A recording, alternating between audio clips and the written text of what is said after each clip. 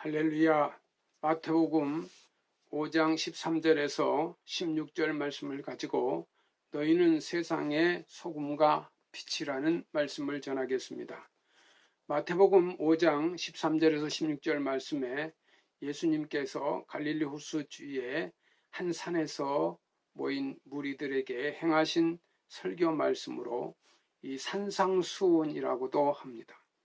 예수님께서는 하나님 나라의 백성인 성도가 받을 그 8가지 팔복에 대해서 말씀하신 후에 축복을 받는 성도가 가져야 할 책임과 사명이 무엇인지에 대해서 말씀합니다.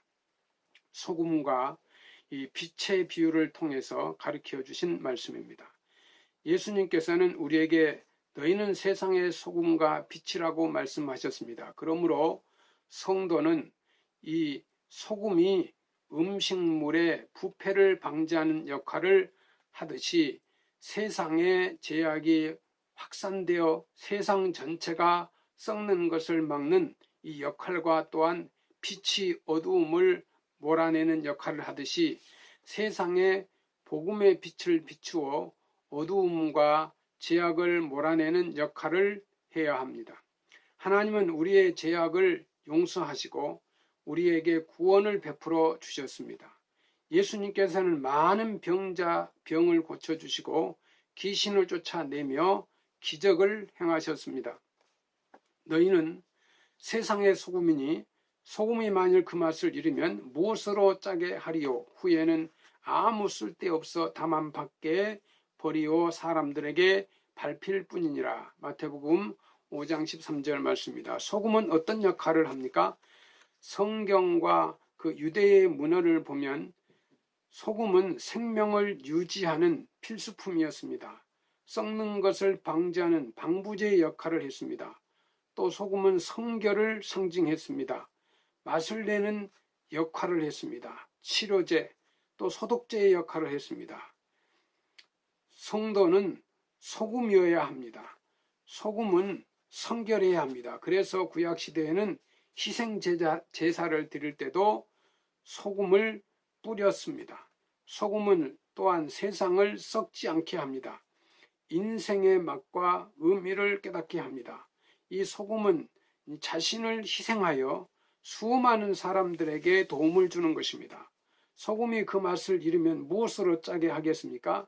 이 팔레스타인의 평민들이 사용했던 소금은 대개 암염으로 흙이나 불순물들이 섞여 있었기 때문에 그것을 정제하여 소량만 사용하고 나머지는 버렸습니다.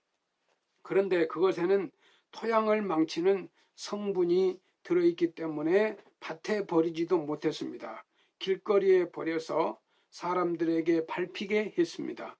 소금이 맛을 잃으면 아무런 쓸모가 없습니다. 하나님 앞에 구원받고 은혜받고 능력받는 우리도 이 세상에서 하나님 앞에 충성하지 않고 성도의 역할을 다하지 못하면 아무 쓸모가 없습니다.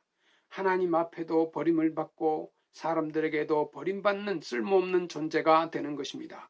디도서 2장 7절에서 8절 말씀에 범사에 내 자신으로 선한 일에 본을 보여 교훈에 부패치 아니함과 이 경건함과 책망할 것이 없는 바른 말을 하게 하라. 이는 대적하는 자로 하여금 부끄러워 우리를 악하다 할 것이 없게 하려 함이라고 했습니다. 하나님의 백성 성도는 우리는 부패치 말아야 합니다. 이 세상에 흩어지고 부서지고 녹아져서 세상을 정화하는 역할을 감당해야 합니다. 바닷물이 짜지만은 소금은 불과 3%에 지나지 않는다고 합니다. 극히 작은 양이지만은 소금이 바다에 녹아 있기 때문에 물이 썩지 않고 물고기가 사는 것입니다. 우리 한국에는 약 20%의 기독교 신자가 있습니다. 기독교인이 마음을 같이해서 한 마음을 가지고 나라를 사랑하고 이웃을 사랑하고 올바른 이 제도를 지켜나간다면 우리나라도 희망이 있습니다.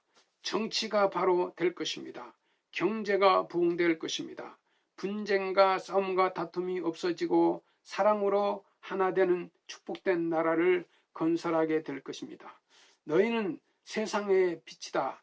산 위에 있는 동네가 숨기우지 못할 것이요 사람이 등불을 켜서 말 아래 두지 아니하고 등경 위에 두나니 이러므로 집안 모든 사람들에게 비추느니라. 마태복음 5장 14절에서 15절 말씀입니다. 빛은 어둠을 몰아냅니다.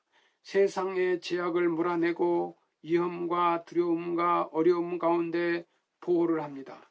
등대와 같은 역할을 해서 배가 운항하게 됩니다. 등불은 언제나 높은 곳에 두는 것이지 한쪽 구석에 두는 것은 아닙니다.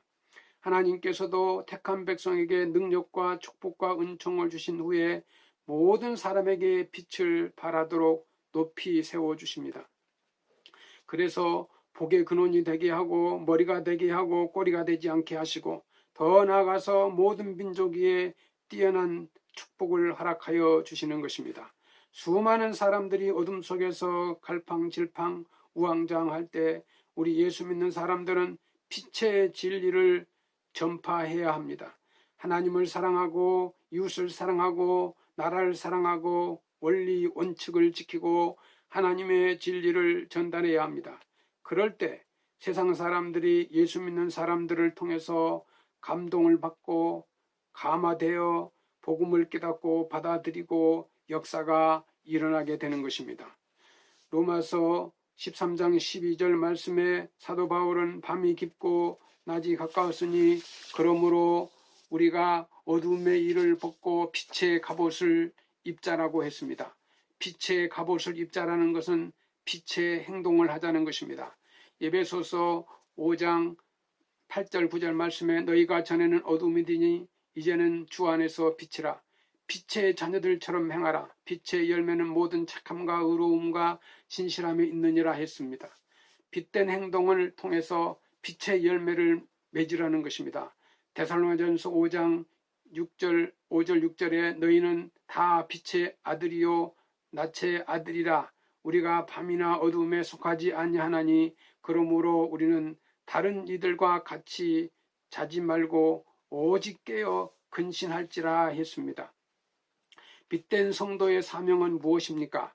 우리는 이 땅에 살면서 어떤 의무를 행해야 합니까? 빛을 통해서 죄악에 빠지는 사람들을 구원하려는 역할을 해야 합니다. 주의 복음을 전파하여 지옥으로 가는 사람들을 천국으로 인도해야 합니다. 착하고 의롭고 진실된 삶을 살아야 합니다. 진리를 행해야 합니다. 형제를 사랑함으로 사랑의 본을 보여줘야 합니다. 이렇게 빛 가운데 살고 소망 가운데 사는 사람은 하나님께서 그냥 내버려 두시지 않습니다. 반드시 축복을 허락하여 주십니다. 두려움과 공포가 떠나가게 하십니다. 이 세상에는 부끄러움을 당하지 않게 하십니다. 음녀의 유혹에 빠지지 않게 하십니다. 얼굴에서 강체가 나게 하십니다. 이 재물의 축복을 받게 하십니다. 하나님께 영광을 돌리게 하십니다. 제사함을 받게 하십니다. 더 나아가서 천국까지 인도하여 주시는 것입니다. 종교개혁자 말틴 루터는 그리스도인에 있는 사람들, 이 그리스도인들은 세상의 빛이다라고 말했습니다. 여러분, 세상의 빛입니다. 빛을 발하는 삶을 살아야 합니다. 이같이 너희 빛을 사람 앞에 비추게 하여 저희로 너희 착한 행실을 보고 하늘에 계신 너희 아버지께 영광을 돌리게 하라. 마태복음 5장 16절 말씀입니다. 착한 행실은 영어 성경에 보니까 good works라고 했습니다. 좋은 일을 뜻한다는 것입니다. 또한 헬라어로는 칼로스라고 해서 아름다운 행동, 호상한 행동, 칭찬받을 만한 행동을 뜻합니다. 우리 기독교 신자들은 어디 가서나 좋은 일을 많이 하고 아름다운 일, 칭찬받는 일을 많이 해서 하나님 아버지께 영광을 돌려야 합니다. 요한 3서 1장 11절 말씀에 사랑하는 자여 악한 것을 본받지 말고 선한 것을 본받으라. 선을 행하는 자는 하나님께 속하고 악을 행하는 자는 하나님을 배웁지 못하느니라 했습니다. 선을 행하는 자는 하나님께 속한 사람입니다. 사랑하는 백석교회 성도 여러분, 세상의 소금과 이 빛의 역할을 잘 감당하셔서 하나님께 영광을 돌리며 가정에서 또 직장에서 사업장에서 소금이 되시기를 바랍니다. 그리고 빛이 되시기를 바랍니다. 착한 일을 많이 하는 성도 여러분이 되시기를 주님의 이름으로 축원합니다. 감사합니다.